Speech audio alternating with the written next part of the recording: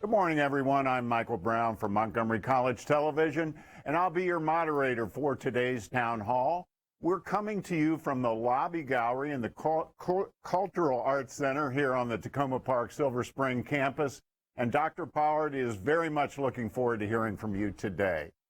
As always, we invite questions, comments, and new topics of discussion. Now, if you are watching online, you can email your question at any time to townhall@montgomerycollege.edu.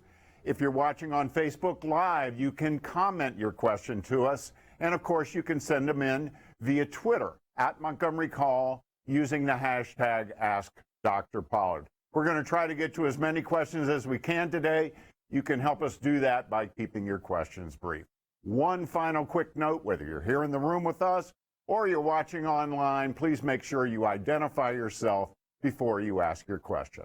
And now it's my pleasure to turn things over to Dr. Pollard. Well, thank you, Michael. I appreciate it. Glad to have you all here today. So I'm going to do what I typically do, maybe about 10 minutes or so, maybe 5 to 8 minutes of updates up top, and then we'll open it up for questions and get started. With that in mind, I want to welcome you to our Takoma Park Silver Spring campus, those of you here in the room and those of you who are watching us.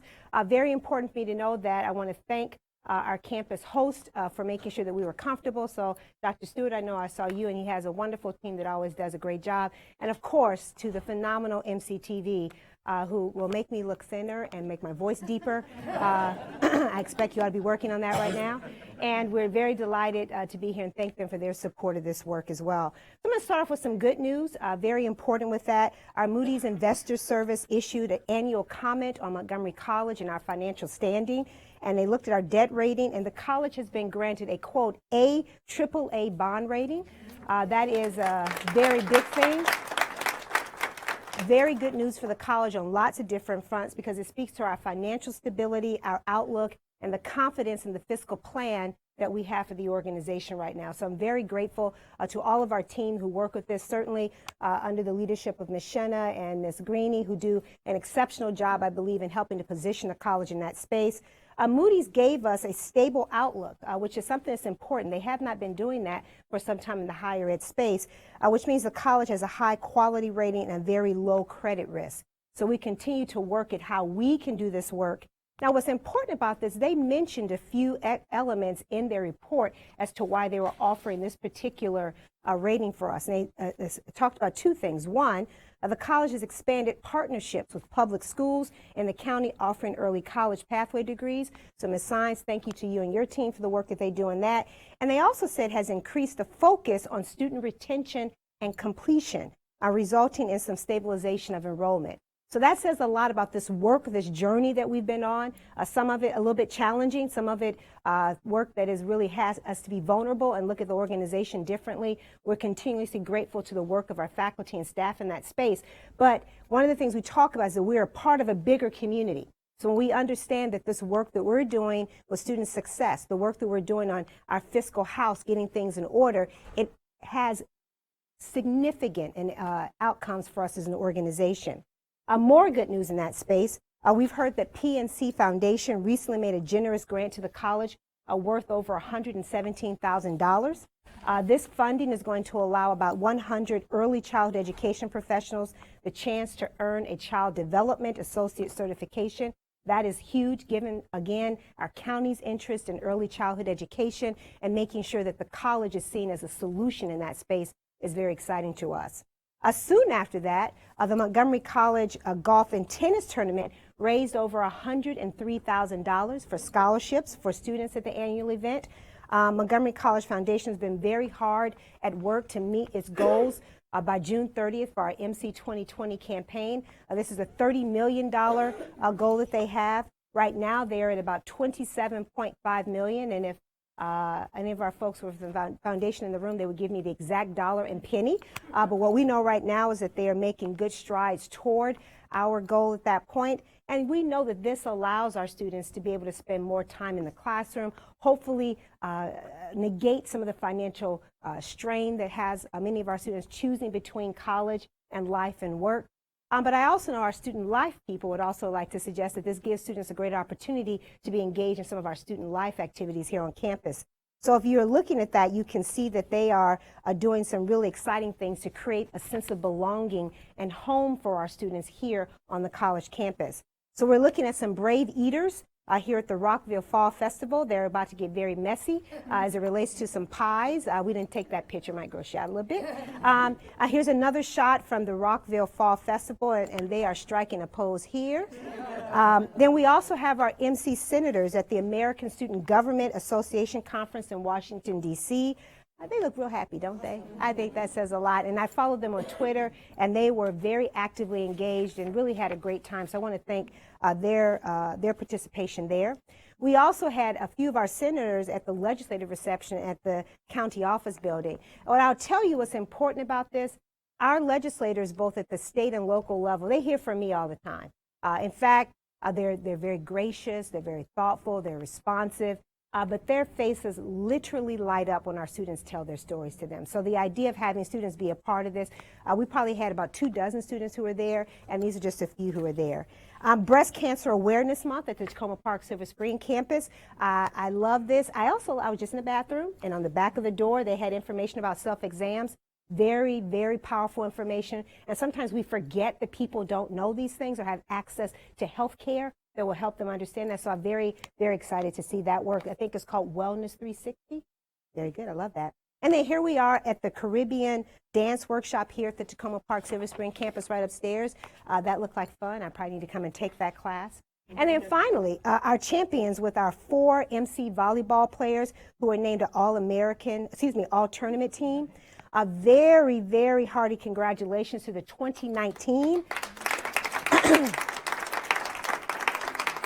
Here's their title, the 2019 NJCCA Division II Regional 20 All-Tournament Team. We are so proud of our MC volleyball team. They're going out and they're just taking, they're just doing it. I had to catch myself there. They will be playing the Division II Championship November 21st to the 23rd at the Charleston Civic Center in Charleston, West Virginia. Very exciting. I know a lot of us will be following this. I get into it looking at our wonderful MCTV folks, what they do in terms of social media, but also any televised programs on that. So we're very excited and proud of them. And then we also had just this past weekend, our Model UN team had some victories at the National Model UN Conference in Virginia. They spent 3 full days giving speeches, writing resolutions, and lobbying for their causes. This is really exciting to watch our students get truly engaged in this. They represented the countries of Indonesia and Sudan, and both delegations won honorable mention awards, putting Montgomery College as the same tier delegations from our 4-year counterparts. 2 students, though, won Best Position awards. So 4 awards in the total, which is a record for us at the college, and we're very proud of them as well. I see some future diplomats, and given the state of our world, we need them doing that more than ever. So they've actually made me aware. I saw this and made me follow even more closely the things that are happening right now in Bolivia. So I really want to thank the students for constantly making us aware of what things are happening. And then speaking of more success, I want to call our attention to our new Raptor Central. You all should have seen some communications about this.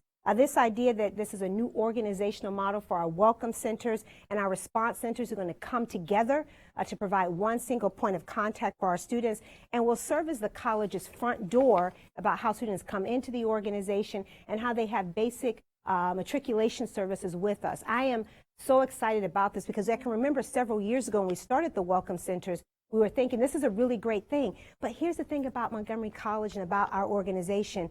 We recognize the need to evolve. So I really want to thank them for the courageous work of actually doing the hard work to figure out what needs to happen in here. They're streamlining so the students, prospective students, can have just one location to accomplish the work they need to do. We're talking about processing applications, transcripts, enrollment verification, test scores, removing holes, and so much more. Eventually, Raptor Central will also offer evening hours, and this is an important a part of our Start Smart initiative. What's really important about this as well is that we are continuing to evolve the organization to the needs of the students that we have now. Not the ones we wish we had, not the ones we used to have. We're thinking about the ones we have now and preparing for the ones who are coming to us in the future. Now, while we've had some really intentional and thoughtful plans around some victories at the college. We've also had some opportunities to continue to grow and some challenges. You may know that I want to talk a little bit about them, in particular address a few that have created some concern within the organization. As we communicated to you on September 18th, the college was a victim of fraud. We know that this is something that's happening in higher education right now. We were targeted by an outside entity. Funds were stolen, and we are working to restore those. In fact, we've had partial recovery of some of those funds at this point, and that's all very good news. But the investigation is ongoing. In fact, there are multiple investigations. The FBI is engaged, PNC Bank, and then the college as well, through our internal auditor, is doing the investigation. Now, the FBI, for reasons of confidentiality and potentially to ensure that we don't disclose information to our perpetrators, has asked that we not share a number of specifics about this case. I know it's a natural tendency. We are inquisitive, we're smart people, we want to know what's happening. The reality about that, I know that can be very frustrating, but I need you to know that we are very intentional about this. We're trying to work collaboratively with the agencies who are looking and having those conversations, conducting the investigations, and we're following their direction. And that's a very important thing for us. For me, this speaks to about 5 principles that I've tried to and laid out for my senior team in particular and others about how we want to approach this. First of all, the first principle I've shared with them is that we have to be very thoughtful about not interfering with the external investigations. And that's very important. We want to make sure that they follow their course. Guess what? We do a lot of things at Montgomery College, but we are not law enforcement agencies. So it is important that we allow them to do the work that they need to do, and we also want to make sure that we do not interfere. Secondly, I've told people I want to ensure the independence of our internal auditor. We have an outstanding internal auditor who's come into the organization and developed a robust program for this work. Part of our job is to get out of her way and let her do the work that she's doing. So our policies call for this, and she's been able to do that. So we're preserving and protecting her independence in doing that work. Many people have been a part of that, have been very diligent in that. She also has the ability, I think, to use her experience to really conduct a separate fact-finding investigation separate than what PNC Bank is doing and what the FBI is doing. So we want to make sure that we preserve her integrity in doing that work.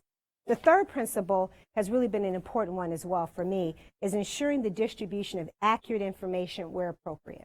So I know that people, as soon as this happened, we put a communication out to the college community on September 18th. We notified our state officials, our county officials. We've continued to keep those aware of the dynamics as they've evolved, and as well as our board, who've been lockstep on this issue all along. So it's very important that we have information we can share, we do that. I think the last town hall meeting I spoke to this, I'll speak to it at this one, and when we have information to share, I will make sure that that comes out. Details have been shared, have been directed by the FBI, so we're very thoughtful about what they tell us to say. They've also requested that we maintain the integrity of this investigation by being very deliberate about that. So you keep hearing me say it over and over again, very deliberate, because we have external entities giving us that direction. The fourth principle is that we want to act with deliberateness towards accountability and internal processes. So we know that there are opportunities for improvement, and we're going to make sure that we take advantage of those.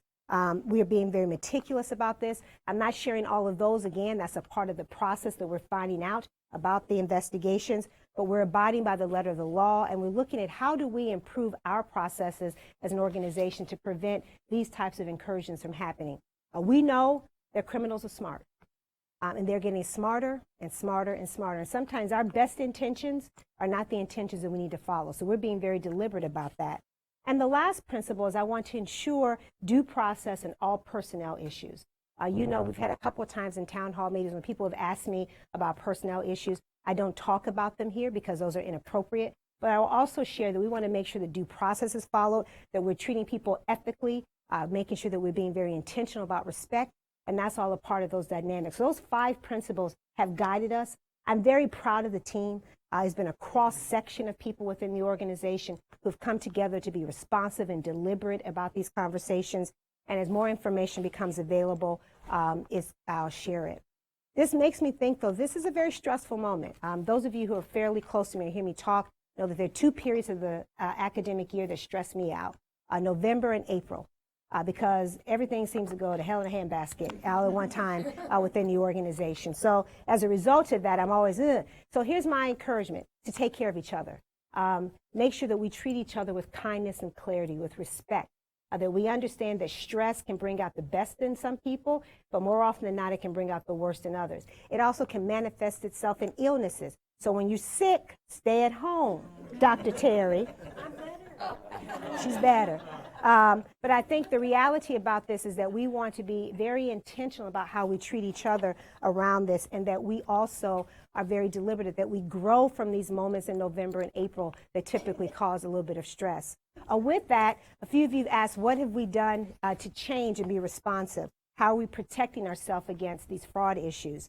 The college instituted several new internal controls in accounting, banking, and cybersecurity, and more are imminent. We've begun a very disciplined college fraud incident response plan. That's been very engaged with over 80 people, have also participated in a fraud awareness training that we're doing within the organization. In fact, we're offering that same fraud awareness training to any unit or group within the organization. So do that. In fact, the Office of the President, all of us from my immediate office to General Counsel to OIER, all of us are going to do the training in September. We know that all employees, as a part of mandated or required training, have to do a training by I think June 30th. We're encouraging to do it sooner. So I have a personal bet going on with some of my folks that if they can get theirs done before December, they may get a well done for me, even more. But it's very important that we spend time doing that and making sure we take the time to be engaged with it. Training matters. It's about exercising muscle memory. So while we all kind of get into this idea about the phishing emails, and every once in a while we get the emails back, well, we still had 10% of the people who responded to that. We're seeing those numbers drop. But guess what? Crime is becoming more sophisticated. We have to be very deliberate about how we prepare and plan for that. So I'm going to encourage you to make sure you're taking advantage of that, because our job as a public institution is to be very good protectors of the resources that have been invested in us, to make sure we're being good stewards. So I want to encourage you to be very thoughtful about that. Don't wait until the last minute, because the last minute might be too late. So we want to spend time being deliberate about that. All in all, I think those are some of the things I want to share with you in terms of these protocols.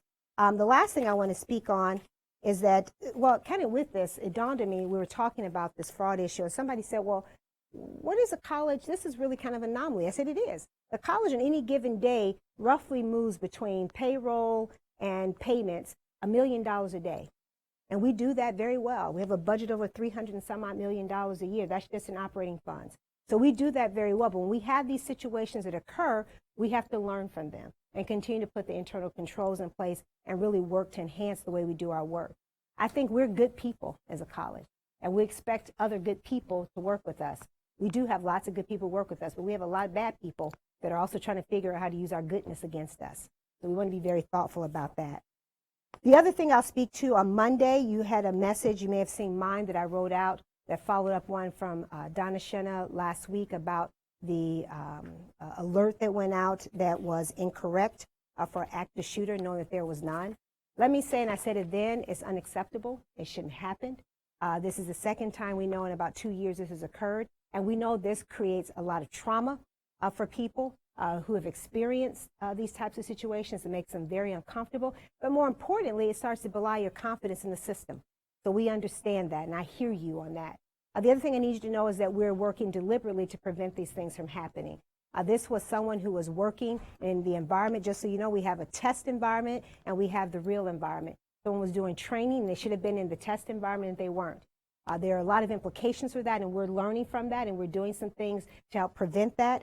I am very sorry for the stress that caused the college community. We heard from several people who expressed their concern about that, particularly those who were en route to the college, those who were trying to figure out what this meant, and those of them that could have been very much triggered by that message. And it should not have happened, and we're going to work diligently to prevent that from happening.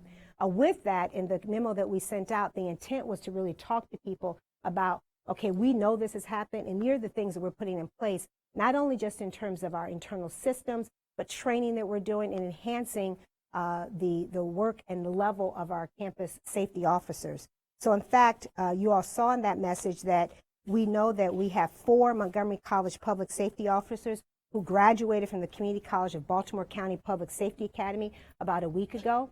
And I'll share with you, you all may not remember, about 2 years ago, we actually started this conversation on the campuses about this issue. It was after a series of events, and we started to talk about campus safety. What do we have to do? And we went to have forums across all 3 campuses, talked about the development of what we call a campus police officer.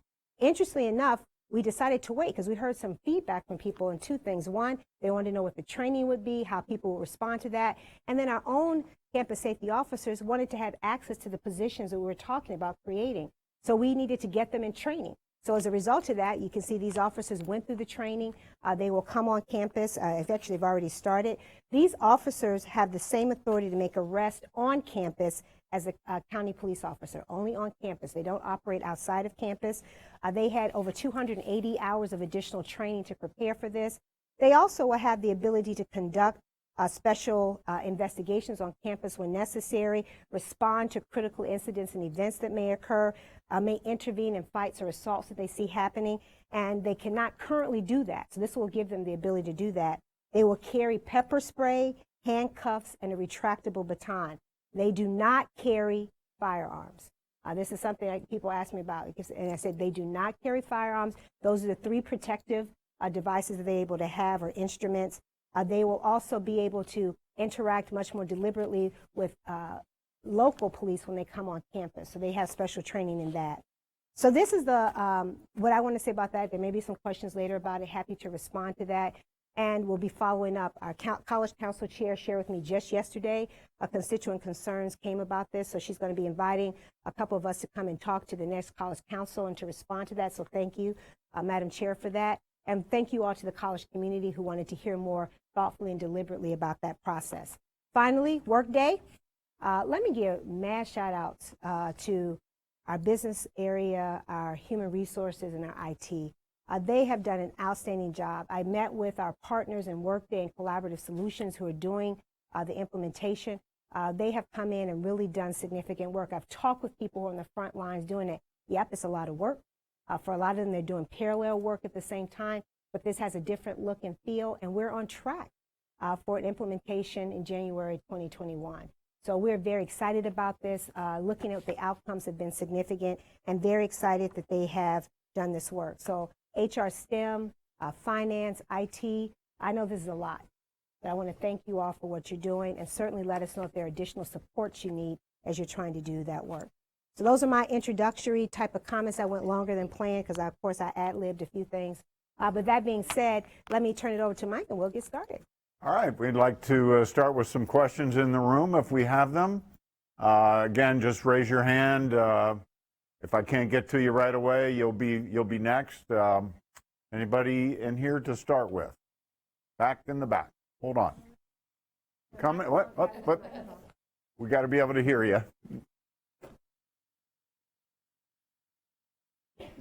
So my question is, I spoke with some of my professors about DSS training and training that professors get about being able to handle different kinds of students with different kinds of disabilities.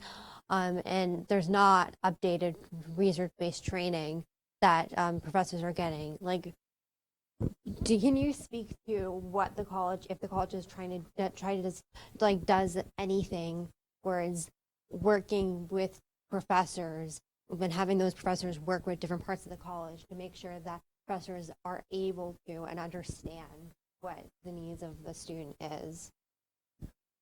Leah, thank you so much for that question, Leah. I think you speak to something that we know we continuously need to do at the college, and that's professional development. We do a wonderful, have a robust program of professional development for faculty and staff, and it spans topics such as teaching and working with students who learn differently or who have different disabilities that we want to make sure that we're responsive to IT training, as you heard me talking earlier about fraud training and so forth. Can we have more robust training? No doubt.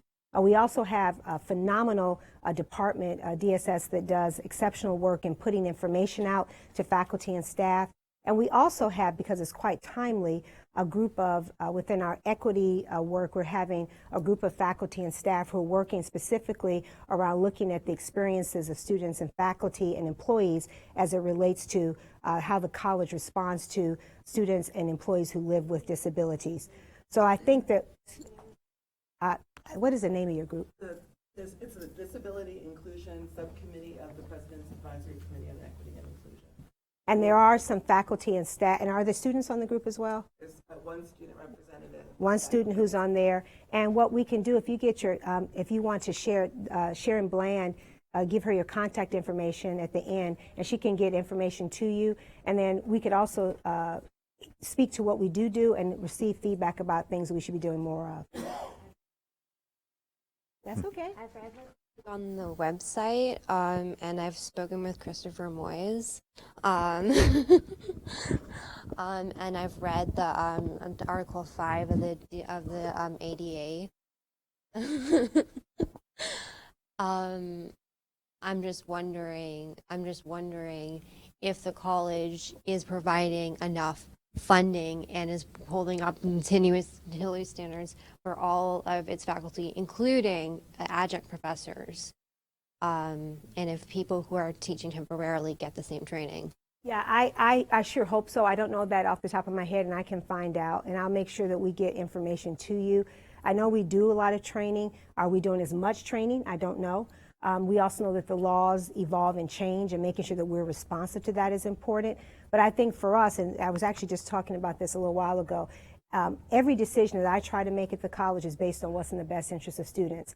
And our superintendent in the county says all means all. So how do we ensure that the college is responsive to all students? So if there are things that we need to provide additional training, we can and should be doing that. I receive that feedback. And if there are things, and I want to also make sure I'm aware of what we do, because I think we have some robust programming, but there are always opportunities for us to get better. And I thank you for that, Leah.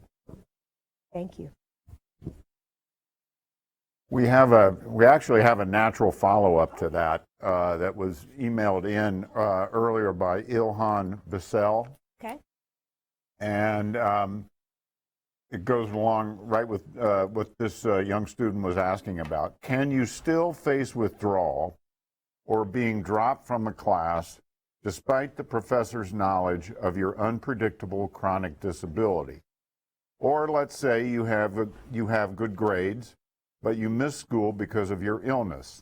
What measures can be taken if you get dropped by a professor despite their knowledge of your illness and having submitted a DSS form? Sure. Thank you for that, Ilhan. So when you send the questions in advance, I get answers from folks to make sure that I'm able to speak to them properly.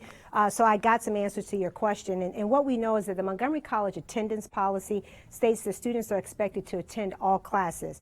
For students who have a chronic medical condition that may occasionally impact class attendance, the student may be eligible for an attendance modification. This is reviewed on a case-by-case basis, and a student will work with our disability support services, the instructor, and to be able to figure out what strategy is best for that. Now, it may not be reasonable in all cases. I think this is an important thing to note, that if the absences fundamentally alter the essential nature of the course, or the outcomes and the requirements, that becomes a problem. So at that particular point, this is when the faculty member working with our DSS professionals spend time figuring out what the reasonable strategy might be. I would ask that student, if that was a student or if it was a faculty member, contact our DSS services. They can sit down and talk about that and be able to help guide you, whether you be the student or the faculty member, about this particular scenario. But thank you for the question. Hope I responded to that. In the back again? Yeah. Hold on. There you go. Okay. One thing that a lot of religious students, including myself, experience is So for classes that that rely very heavily for like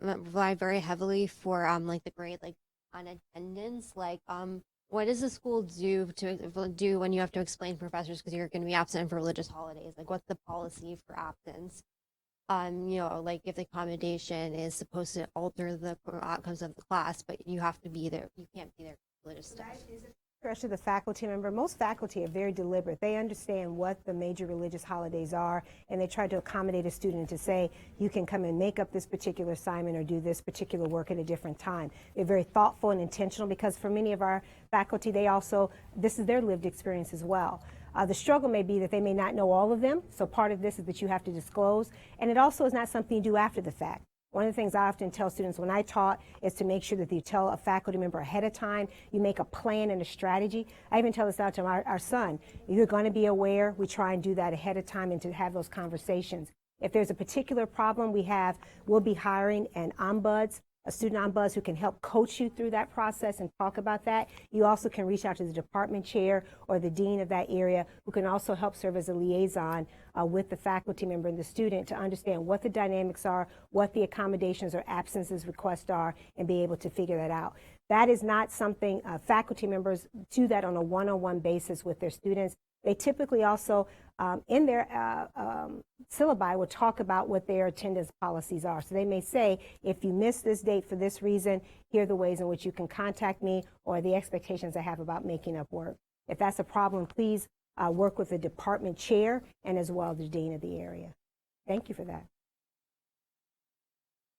Any other question? Here we go. Forgive me if you've already addressed this, but I've heard that we're moving towards a different type of schedule that will be 3 years out potentially, and there will be no classes canceled, so it'll be like a set schedule of classes. I'd like you to just talk a little bit about that, how it might affect faculty, especially part-time faculty, and the students. So I'll start where I always start is with the students. So as a part of our work with we have 4 major student success initiatives that we're working on right now. It's good to see you because I haven't seen you in a while. One of them is our scheduling project. And one of the things we're looking at scheduling is how do we craft a schedule that's most effective in responding to the needs of our students and allowing us to reduce the number of course cancellations that we have. Students who can also then predict that they are coming off the course of study over 2 to 4 years, what they need to take in order to reach a completion. Oftentimes our schedules are so variable. So they'll say, I make this plan, and all of a sudden this plan is no longer there. So over the past year and a half, 18 months, we've been working on this by looking at course taking patterns, looking at current enrollments and projected enrollments, and then looking at a way to craft a course of study the student can make plans at from beginning to the end. The intent is to move to what we're looking at, tentatively calling a guaranteed schedule. There may be a 2-year schedule that a student can sit down and say, over the next 2 years, this is how I'm going to plot out my course of study over the next 2 years. And the idea is to say that these set of courses and these sections will not be canceled because we're making a guarantee that they will be delivered. The hope is also with that to be able to have that same continuity and guarantee for particularly adjunct faculty who are most affected by this because of the variability in the schedule. So you'll be able to plan accordingly. But that also means that we're going to be much more deliberate about how we schedule.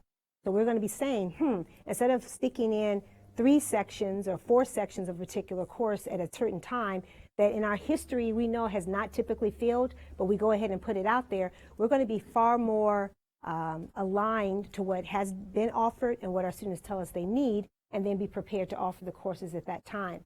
I'm hopeful that provides a level of continuity for a faculty member, but more importantly, allows a student to be able to plan his or her schedule for multiple years and can plan accordingly, both financially plan accordingly, schedule-wise, work-wise, family-wise. The other thing I think is important to note about this is that as an organization, we have to be very deliberate about, again, stewardship, the resources we have. Allowing certain courses to run without certain justifications is unfair to the taxpayers in Montgomery County. It's unfair to the students who inevitably sign up for a class and it gets canceled. It's unfair to the faculty member, whether it be adjunct or not, who signs up for a class and now all of a sudden they have to, and they've arranged their life around it, and all of a sudden that class is gone. So they're working, Margaret Latimer, John Hammond are leading a team of people, and they've talked in a couple places about this. If you have specific questions, they'd be very happy to sit down and talk with you. But that is the goal, to be able to really design a schedule that is at the right times for the right students at the right courses at the right time. Right courses at the right times for the right students. I'm going to get that on my email somewhere. Thank you for the question. Any other questions in the room before we go to an online question? And we have a natural follow-up to that one as well. Did I have that one? This is from Carol George Rochester. I have noticed that over the past few years, there are fewer classes being offered in the evenings, which is of great importance to working adults. It would be a great contribution to the community of students to spread the courses over different times of the day to allow more opportunities for working adults. I think that's a really good observation. I think the end is that we're scheduling fewer evening classes. So we know that when we offer classes is really important. Actually, in my community listserv, there was Robin one day said, hey, have you seen there's a student complaining because she's trying to get in the early childhood program and she can't get enrolled, and she's lamenting about how this is affecting her quality of life. And she went on, and she said, are you going to respond? I said, no, but I'm going to give her information. I said, because if I get in this conversation, I'll never be able to get out of it. Y'all know how that works, right? So I sent her some information and had somebody else send her the information about who to contact. What I think is really important about this is that this is a significant initiative of our academic master plan. We recognize that scheduling was one of those things that we were not very courageous in addressing. And I'll speak to the days when I was a faculty member, and then when I was a dean, and then as a vice president. We had this process at College Lake County where I was at. We simply called it rolling over the schedule. So you literally was offered the previous fall. When it came to the next fall, you're preparing. We just literally rolled it over. And then we made some minor tweaks to it. But then what came in there was oftentimes designed in ways that weren't responsive to the current environment. Even more so, we've had a contraction in enrollment. So we have to be very deliberate about the courses that we offer. So our intent, I believe, is to make sure that we're offering classes at various times and in various locations and in various modalities that are responsive to students, recognizing that we have to be far more deliberate about how we do that. So a part of this is that we are trying to offer consistently about 20% of our face-to-face classes, offering them in the evening. That's the intent, about 20% of those. There has been some decline in that because of enrollment. So right now, we know that this fall at Germantown, we had about 17% of the classes offered in the evening. Rockville had 21%, and Takoma Park, Silver Spring had about 18%, which is similar in previous years. Now, it may look different and what's being offered because we're being much more deliberate about what we offer and how we offer them. But in terms of content or number, we have about the same number of sections that are being offered. It's just somewhat different in terms of what it may look like because we're looking at student course patterns, what they take, what they need in terms of sequences. It makes no sense for us to offer Physics 1, I don't know the number, in the fall, and then offer it in the spring at a time and date that's inconsistent with the students who were there, because that's a natural enrollment base, then to go from the fall into the spring with that. Or we offer a new course and also trying to look at how that fits within the curriculum that's being delivered as well. So the schedule is both a science and an art, my friend. And we're trying to be more scientific about it because we know that we have data that can help us be more deliberate and predictive about how we offer the schedule. Great question, though. Thank you. Any questions in here before I go back to another online one? All right. Going once, going twice. This is from Margarita Silva. And she asks, please clarify the process for possible students wanting to speak to an academic advisor. Many calls are received indicating they cannot get through or they have to make an appointment online before speaking to a counselor. Ooh, Margarita, so I had a 3-page answer to your question. So I'm going to narrow it down because it is, and this is part of what we're trying to fix, to be quite frank, at the college, how students experience the organization and how they come in. So there are multiple ways the students come into the organization. As a result of that, there are multiple ways in which they may speak to an advisor. So you may very well come in, and if you're a brand new student or you're a prospective student, you follow one path versus another path. If you are a new student, you can come in and talk through the student success, you can make an appointment with a counselor through our Starfish program, and you can go in and see a counselor. If you are a continuing student, you can go see a departmental advisor, but you also can go in and see a counselor who can also work as a companion with you and the department faculty member. The student can call counseling and make an appointment, or they can go into Starfish and schedule an appointment. The idea is really to try to have multiple venues. Now, what I will share with you is that perhaps your question suggests we have too many venues. There's a lack of clarity about process. And I would offer we're aware of that. We actually have a group working on advising right now to look at how we clarify those pathways for students in such a way that students understand where they can go for those types of responses they need and then who they need to talk with. At this particular point, you can go through Starfish to schedule, you can call to schedule, or oftentimes many departments have open advising hours. If you contact the department website, you can see those advising hours. And last but not least, there are also a lot of advising that's being now embedded into courses. So there are multiple methods, but it seems to me that we could do a better job of explaining that. So thank you for that. Any questions in here? Follow-ups? All right. This question was relayed to us from Dave Sears. He said this came up at the staff council. Why is it that people at the top of their pay grade appear to be unable to receive the longevity award? Thank you for that, and thank you, Dave. So just so you all will know, each of the senior vice presidents serves as a liaison to several of our governance groups, and also the chief of staff. So as a result of that, their job is to be very thoughtful and to listen and then help understand the dynamics and make sure that we understand how to respond to them. So this one came up, and thank you, Dave, for bringing it forward. The current policy, which is number 35001, college procedures, says that a longevity award can be added to $1,560 added to employee's base salary. However, an employee's salary cannot exceed the top of grade by more than this amount. So as a result of that, we have employees who are at the top of grade who are unable to receive that longevity award because it will violate college procedure for us to do that. And it also skews our market-based compensation model. So right now, I have asked, and we're working right now in HR STEM, they're looking at modifications and bringing forth some recommendations on that. They're reviewing it.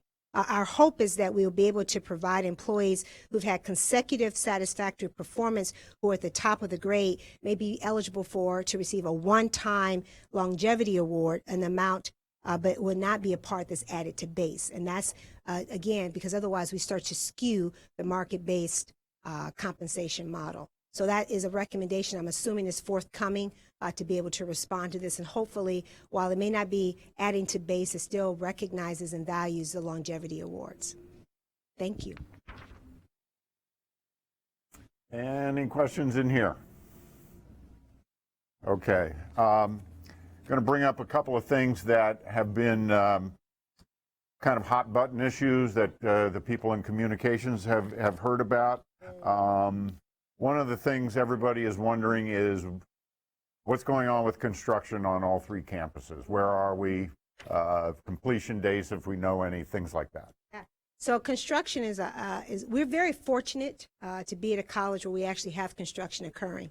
I would tell you that because those of you, if you know anything about the other 16 community colleges in the state of Maryland, that is not the case. So we, first of all, should start off always with a statement of gratitude to the state of Maryland and to the county of Montgomery in particular, who supports our ability to craft new facilities. Now, having said that, I was using some choice words on the way coming to here today because I couldn't figure out how to get to where I needed to go because they're doing a lot of construction around here. But then I said, gratitude, DeRionne, gratitude, right? So we know a couple things are happening right now, in particular on this campus, and we are preparing. There's this project that's happening around here is actually not college work. Is this the cabling, or what is this that's happening right here? Both Pepco and Washington Commission are working on upgrading their infrastructure. So those of you who didn't hear, because I had the mic, we know locally here at the Takoma Park Silver Spring campus, we have infrastructure development happening by local utilities that impacts directly around the campus. But I saw a lot of people out there helping with wayfinding, so thank you for that. We also are preparing to start abatement as we prepare to start the new Leggett Math and Science building on this campus, so we're very excited about that. But we will, how about that? So we're going to start the abatement for that, and then we'll start to raise the buildings associated sometime this spring. Really want to thank Dr. Stewart and a whole host of teams that meet every Friday to make sure that we're staying aware and sharing the information with the community about those projects and making sure they understand the dynamics that are play there, and then that we're demonstrating responsiveness to their concerns.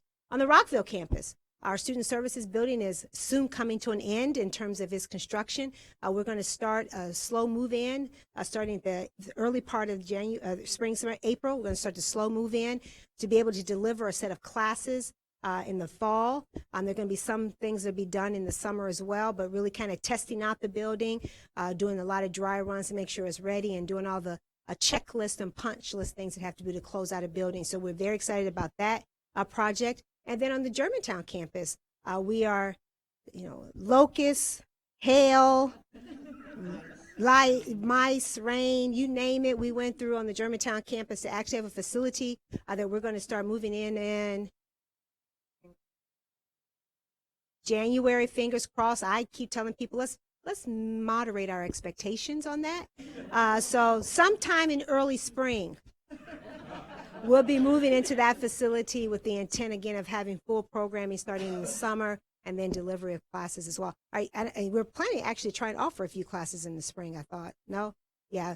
Thank you. They're modifying their expectations. So we're very excited about those. We're very optimistic, but we're also very realistic. So we're going to have those facilities come into close here fairly soon. And then we're right now in the process of going to the county to start advocating what we call FF&E, furniture, fixtures, and equipment for some of our existing projects, in particular our Leggett building, and then looking at the next 6-year capital project, which includes the student services building on the Germantown campus. So there's a whole lot of stuff going on there. That's you, dear heart.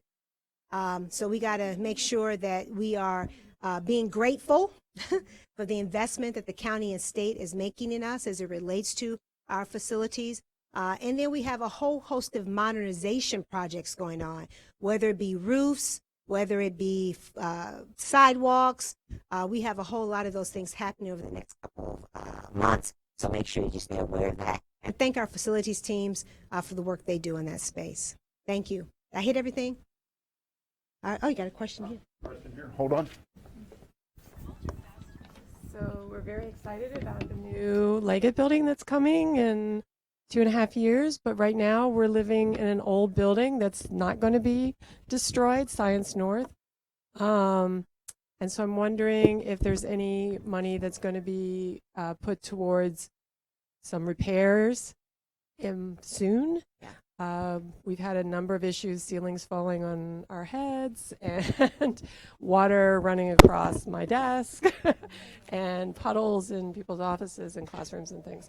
So I was just wondering about possibilities of some repairs soon, not waiting until we have the new building to do some repairs. Thank you. Thank you for that. I'm going to ask you to pass the mic to the person sitting next to you. You can speak a little to that. But before I don't know, I'm not aware of all the nuances of that, and I know Brad, as all the provosts are, they amaze me at what they keep in their head at any given time, and whether it be the department and faculty and curriculum work, but then in these cases when you have facilities projects going on, it's a labor of love. Before he says, though, I do want to say, when I first arrived here almost 10 years ago, one of the first buildings I walked through, I think they were strategic because we were getting ready to do our capital projects, and they took me through Science North.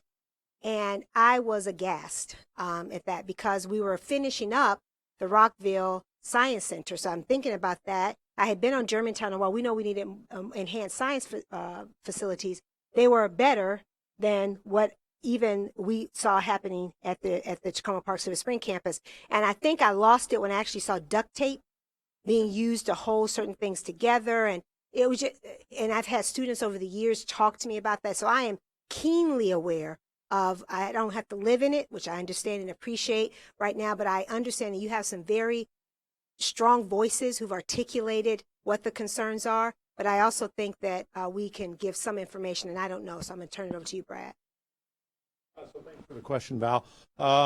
What you're living with now, or those things that are happening to you, are not part of a construction project. That's normal building maintenance. If it's not being addressed, you need to let me know right away, and my facilities team and I will have a conversation about that. There shouldn't be water on anybody's desk, although my office did leak earlier this semester during one of the rainstorms. And stuff, but that stuff happens. and we will address it as soon as possible. So just let us know about that.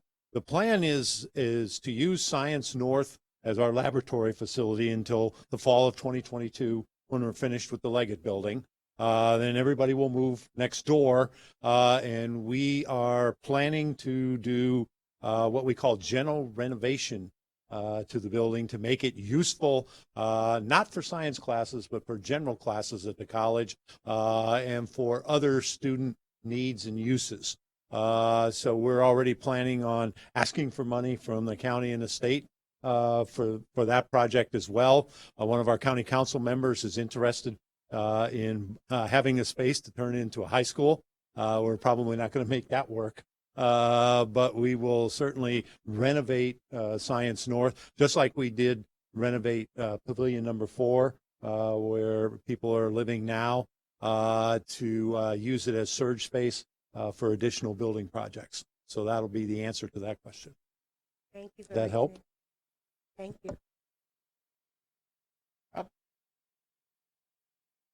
Since we're talking about space, for those of us who teach English, we want more computer classrooms. I have English 102.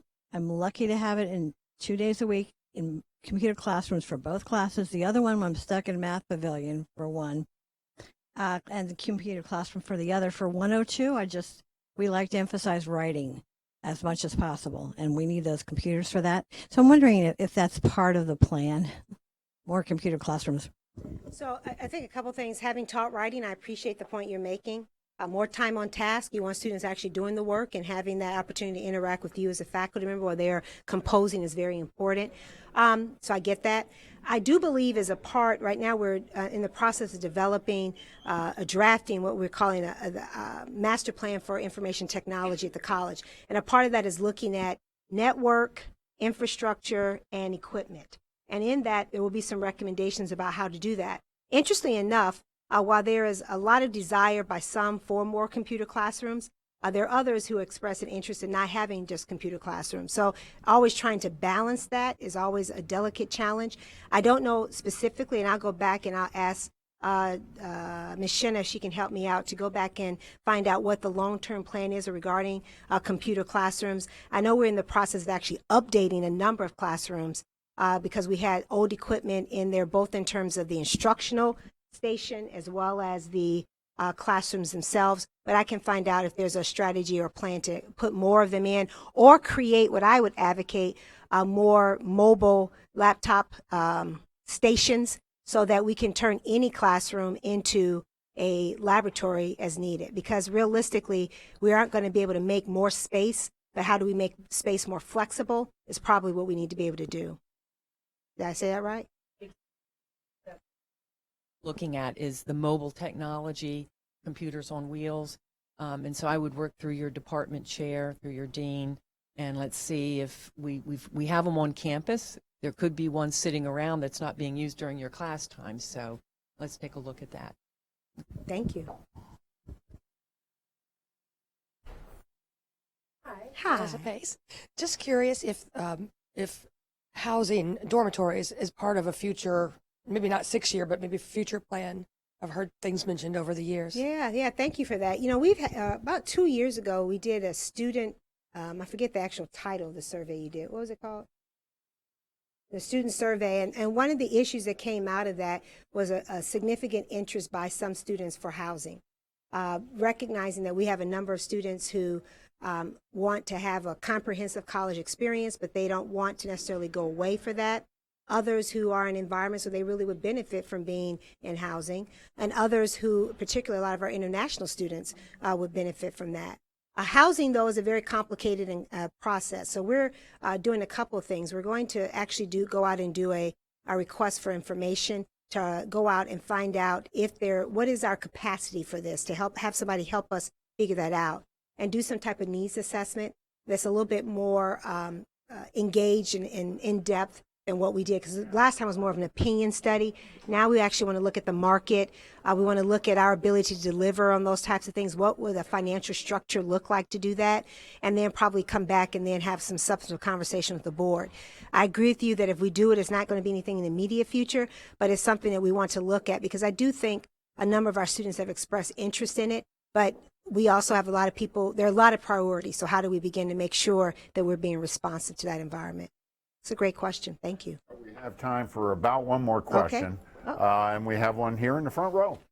Hi, Dr. Pollard. Hi, Dr. Kelly. I just wanted to follow up on the question regarding supporting students with residential opportunities. I know there's a lot of work going on around students and food, and perhaps some changes are afoot in terms of what we're offering in terms of our food service vendor. And I know that's a very key issue for them, so I wanted to ask if you would just comment on that activity. Well, thank you for that. I would. There are a couple things I'm guaranteed to have students talk to me about when I'm around campus. Guaranteed. One is at some point, when am I bringing the football team back? That's actually the one that's in the external community. You ask that coach all the time. That's number one. As a matter of fact, I have this one guy who follows me around. And he lives in the community I live in, and he'll see me. Hey, football! I mean, he literally does that, and I'm like, I see you. So it always makes the security a little uncomfortable because he's loud about it. So that's the first thing. The other one I have to hear about is parking. And the third thing I hear about inevitably are food services. So we have been, as an organization, grappling with this issue for some time and recognize that we need to do a better job in trying to provide services for students, those that are low cost, that are healthy, that respond to the diversity of our student population and their palate, making sure that we are having a healthy food and safe food, all those types of things. So we have gone out and had someone help us do a study on this. We're going to go out now and put an RFP out to have a new vendor or have a vendor come into Montgomery College to deliver our food services and to really partner with us to make these more contemporary, state-of-the-art, and ones that can be responsive to that. So I'm hopeful that by the end of this fiscal year, we will have a partner on board who's going to help us evolve our thinking in this space and be very deliberate about how we move forward with that. Thank you, Dr. Kelly. Before you close, I want to do something, and I had notes, and I hid them from myself. I want to point out and thank you all for coming here today, but I also want to say that on my next presidential dialogue, February 11th. Oh! Just look at the slide, presidential dialogue. On February 11th, we're going to focus on and look at the issue of the women's right to vote. We're celebrating the 100th year of that, and lots of dialogues that are taking place across the country on this. We're going to be having author Elaine Weiss, who wrote The Woman's Hour, The Great Fight to Win the Vote, and Dr. Elsa Barkley Brown, University of Maryland, professor of history and women's studies, to talk about this and really contextualize it in a way that is meaningful for us. Tuesday, February 11th, here on this campus in the Cultural Arts Center, and very excited about this. Those of us who watch the encroachments on voting rights in the country right now, it's really important to understand the context and how we arrived at that and be willing to engage in substantive conversation about it. So that wasn't what I was supposed to say, but I'm going to say that and be done with it. With that, thank you all for coming, and I'll turn it over to you, my friend. Thank you, Dr. Pollard, and thanks to all of you for participating in today's town hall.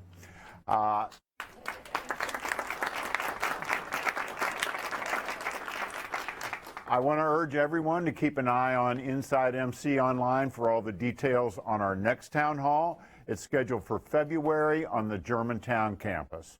And to stay on top of everything happening here at MC, make sure to follow Montgomery College and Montgomery College Television on social media.